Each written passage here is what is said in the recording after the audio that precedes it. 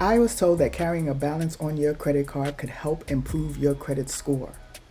Now, I have an 850 credit score, but I am here to debunk myths like that. This is what I did. I carried a balance on my credit card for over a month. And let me tell you how much it affected my credit score. It dropped fast. It didn't drop much, but it dropped fast. So that is one myth that will be debunked in this credit score debunking myth video.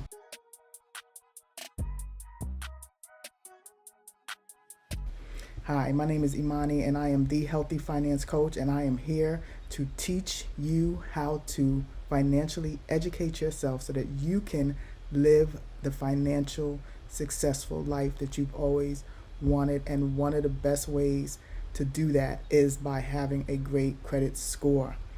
So I know that we all have heard some crazy myths about credit scores. One of them is holding a balance on your credit card. So what I did was last month, I paid my kids' tuition on my credit card. And I am the type of person who will pay it off immediately or right before the due date. But this time I decided just to wait a little longer. And boy, just by there's a couple of things that happened. One, I waited a little longer, which is not my normal habit, and it picked that up. And two, it brought this particular card's utilization rate over 30%. Two things that I tell you all the time not to mess with. Don't mess with 30% utilization rate. Always make sure your credit cards stay under that. And don't mess with paying your cards on time. Okay? So I'm going to post here how much it went down by, 11 points. However, I paid it off in full. By the next credit score report, it should have gone back up at least to somewhere close to 850. That's the other myth that I want to get into now. And that myth is the myth of that once you reach an 850 credit score, your score will never change. That is untrue. Your score changes according to your financial habits. Meaning, if you for some reason decide that you're going to pay a little later this month, it's going to pick that up and it's going to drop your credit score. If you, for whatever reason, have to use a credit card over the 30% utilization rate, it's going to pick that up and it's going to drop your score. So you always have to work towards keeping your credit score at a level that you want to. It's not a set and forget thing. Unfortunately, it doesn't work like that. I wish it did. I would never have to worry about it ever again. But it fluctuates.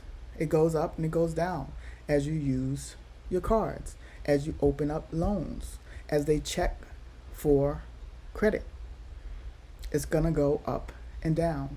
But don't worry. As long as you're not doing anything drastic, it's not going to affect you in a drastic way. The next myth that I'd love to debunk, and a lot of people for some reason don't get married because of this, and that's if your partner has a bad credit score. Let me help you. When I first got married, I was the one with the credit score that was like this. I messed my credit up so bad in college that no one would give me anything at all. I had judgments. I had charge-offs. It was really bad. So the smart side of Imani said, you need to marry someone that has a better credit score than you do, because I know how important credit is in the United States of America. By me marrying him did not increase my credit score, and it did not decrease his credit score. So let's debunk that right now. If your mate has a higher credit score than you, just being attached to that person is not going to increase your credit score. And by him or her being attached to you is not going to decrease their credit score. So that's the second myth debunked. On to the third myth. Checking your credit score will lower it. That is absolutely false. When you check your credit score through apps like Credit Karma, those are what they call soft inquiries. They do not reduce your credit score. However, a hard inquiry, such as if you're trying to take out a loan, a car loan, or a rental lease or whatever, from a bank, that's what they call a hard inquiry, and that will reduce your credit score. And sometimes it can be a 20 to 30 point hit. So you want to be very careful about having people check on your credit score. This one, y'all, you really, really, really need not to do. And I know a lot of people do it, and it's very tempting to do it, but I would recommend, if you can, to not do it. And that is to close old credit cards that you're not using. The history of your credit counts tremendously, okay? It's about 15% of your credit score. You do not want to close old credit cards just because they've been paid off. I always tell people, put something very small like a subscription on there that you are using, because we don't want subscriptions that we're not using. Put a small subscription on there so that the credit card continues to be used and that they don't close it for you. Because the one thing I can say, and it is the worst feeling ever in the world, is to have a credit card that you've had for 15 to 20 years, but for some reason you don't use it and they close it. The ding that you get on your credit report, because now your credit history is no longer as long as it was. The next one is using your debit card and thinking that it's building credit history. It is not. Your debit card is strictly a bank account card. Even though it may have a Visa symbol or MasterCard symbol on the actual card, you are not building credit. It is not a loan. If you need to build credit, then I would suggest to take out a secured credit card. That's when you put $200, $300, $400, $500 on a card and use it as a credit card. And then they will report that to the crediting bureaus so that you can increase your credit score. The next one I'd like to debunk is you only need to worry about your credit score when you're trying to purchase a house or a car. That is absolutely incorrect. You do not want to wait until you are about to purchase a house or a car to learn about your credit score. I recommend always pulling your credit report. You can pull your credit report from the 3 bureaus: Equifax, Experian, and TransUnion. I would suggest pulling one every 4 months just to make sure nothing pops on there that you were not aware of, okay? Do not wait until it's time to do something to worry about your credit score. Stay on top of that. You can stay on top of that with apps that will help you, like I said, Credit Karma. You can stay on top of that by pulling your credit report from the Equifax, Experian, and TransUnion websites. Just pay attention to it, monitor it, and you can also use monitoring services if you'd like to. You do not want to wait to the last minute. The next one is paying off a loan immediately will increase your credit score. There's a couple of things that are kind of tricky with this. I am the type of person that I prefer to pay off a loan as long as there is high interest attached to it. If there's high interest, I don't want that. However, if there's low interest or no interest, paying off that loan could affect your credit score. And I say this because, remember, we have to have what you call a healthy mix of credit.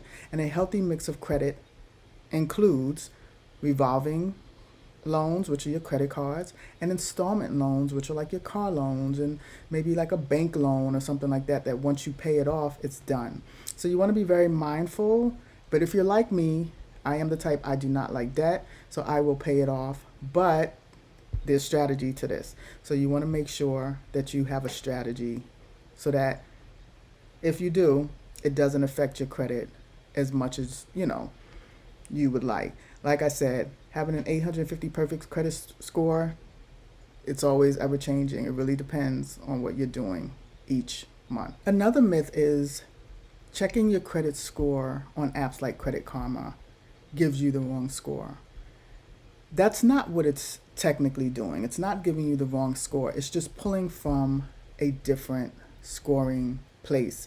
It's pulling from Vantage Score, whereas most places pull from FICO. And depending on the state that you're in, as well as the loan that you're borrowing from, that FICO score could be coming from one of the three credit bureaus. Certain things, this is why I say it's very important to pull your credit report, because certain things are on one credit report that may not be on the other credit report. And so it is affecting your credit score negatively. You always want to monitor your credit in every way. The next myth that I'd like to debunk is that once you finish your bankruptcy, your credit will improve. That is not necessarily the case. Credit improves by you having on-time payments, having a healthy mix of credit, and staying up under the low utilization score, which is 30%. If you just got off of a bankruptcy, most likely you will have to rebuild your credit. So it's going to take time for your credit to improve. Do not think that just because your bankruptcy has ended, that your credit is going to automatically improve. You're going to have to build as if you're starting fresh again. The next one is having too many credit cards can affect or reduce your credit score. That is absolutely incorrect, and I am living proof of it. The truth of the matter is, as long as you learn how to manage your credit, as long as you understand that each credit needs to have, or each credit card needs to have low balances, and remember, stay up under that 30% utilization rate. If you can pay them all off, that's great. But management of anything is key. So having multiple credit cards is not going to directly affect your credit unless you are mismanaging those multiple credit cards. Having a healthy mix of credit cards can actually increase or positively affect your credit score. And it can do that because it improves the amount of available credit that you actually have. The next one is you can pay someone to erase bad credit. I want you to be wary of scams. You can have legitimate errors removed from your credit report. However, if they are true to you, it doesn't matter who you pay to have it removed, they're going to remain. The key to having something removed is, one, making sure that it is not yours, and two, to mail that letter to the credit report services so that they can do their due diligence to reach out to the lender who is stating that you owe them, to make sure that that lender responds to them within 30 days. If they do not respond to them within 30 days, then they have to remove it from your credit report. That is how you increase your credit score.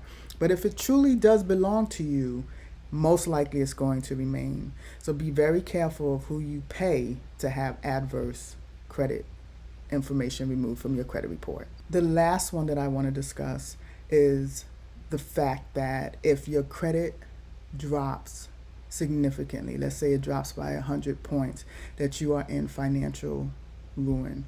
You are not in financial ruin. You may be outside of what they would consider a top tier credit, and that may and probably will affect the interest rate that is given to you.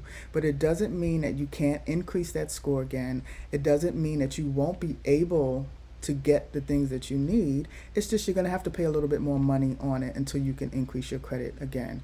But this is why I say, please be mindful of your credit scores and your credit report. Don't wait years and years and then try to go and get something to see and recognize that something is wrong with your credit.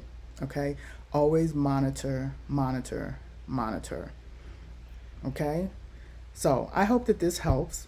I offer credit analysis services. So if you are looking to go and purchase, or you want to go and buy a home, or prepare to buy a home, or to prepare for a car loan, or to prepare to get out of your parents' homes or your wherever you're living and get your own rental or lease apartment, contact me.